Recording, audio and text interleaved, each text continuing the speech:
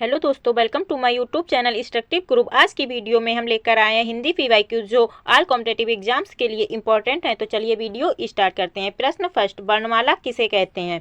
तो सही जवाब है ऑप्शन सी, वर्णों के व्यवस्थित समूह को वर्णमाला कहते हैं। नेक्स्ट प्रश्न सेकंड, प्रयत्न के आधार पर लाख किस प्रकार की ध्वनि है? तो सही जवाब है ऑप्शन ए, पार्श्विक ध्वनि। और उच्छिप्त व्यंजन की संख्या कितनी होती है? तो 2 होती है। कौन कौन से? ड़ एंड द। प्रकंपित व्यंजन, प्रकंपित को ही हम लुंठित व्यंजन भी कहते हैं। संघर्षहीन व्यंजन 2 होते हैं। कौन कौन से? या एंड व। नेक्स्ट प्रश्न थर्ड, नासिक निम्न में से नासिक व्यंजन कौन सा है? नासिक व्यंजन मतलब प्रत्येक वर्ग के 5वें अक्षर को नासिक व्यंजन कहते हैं, जैसे कि व, ड़ा, मा, ना।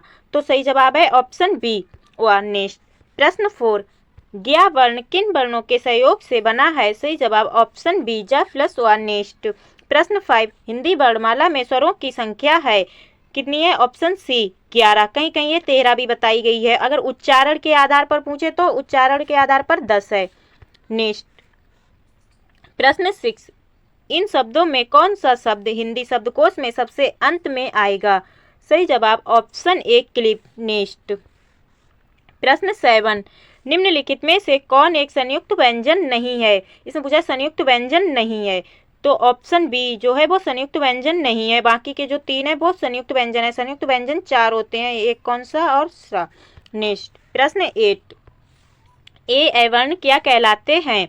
मतलब इनका उच्चारण स्थान क्या है? तो सही जवाब है ऑप्शन डी, कंठ तालव्य। ए किन वर्णों से मिलकर बनता है? तो आ प्लस ई के संयोग से ए बनता है। जो इसमें आ का उच्चारण स्थान है वो कंठ है और ई का उच्चारण स्थान है तालु। इस प्रकार ए का उच्चारण स्थान कंठ प्लस तालु हुआ। नेक्स्ट प्रश्न 9, भाषा की सबसे छोटी इकाई। यहाँ पे पूछा है भाषा की सबसे छोटी लिखित इकाई होगा और सही जवाब है ऑप्शन डी, वर्ण। अगर पूछे भाषा की सबसे छोटी मौखिक इकाई क्या है? तो मौखिक इकाई जो है वो ध्वनि है।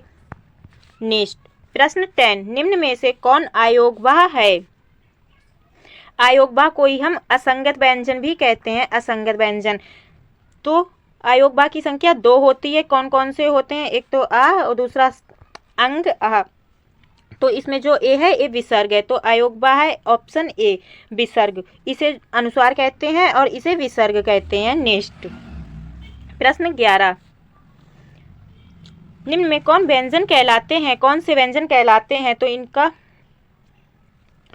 सही जवाब है ऑप्शन सी, संघर्षी व्यंजन। संघर्षी को ही हम ऊष्म भी कहते हैं। अगर पूछे ऊष्म व्यंजन तो वो सा और हा होते हैं।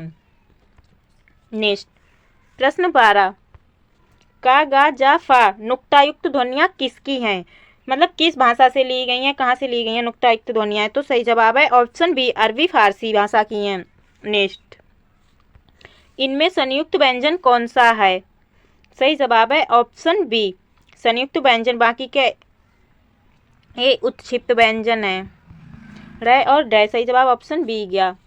नेक्स्ट निम्न में से कौन सा युग्म अघोष ध्वनि है? सबसे पहले हमें देखते हैं अघोष ध्वनि क्या होती है। तो प्रत्येक वर्ग का पहला और दूसरा अक्षर एंड सा सा सा हा, तीनों सा आ जाएंगे। प्रत्येक वर्ग का दूसरा पहला एंड दूसरा अक्षर, तो उसमें कौन कौन से आ जाएंगे? एक तो का, खा, चा, छा, ता, था, पा, फा। इस प्रकार सही जवाब है ऑप्शन सी।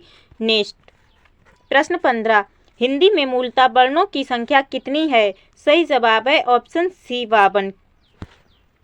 नेक्स्ट प्रश्न 16, छ ध्वनि किसके अंतर्गत आती है?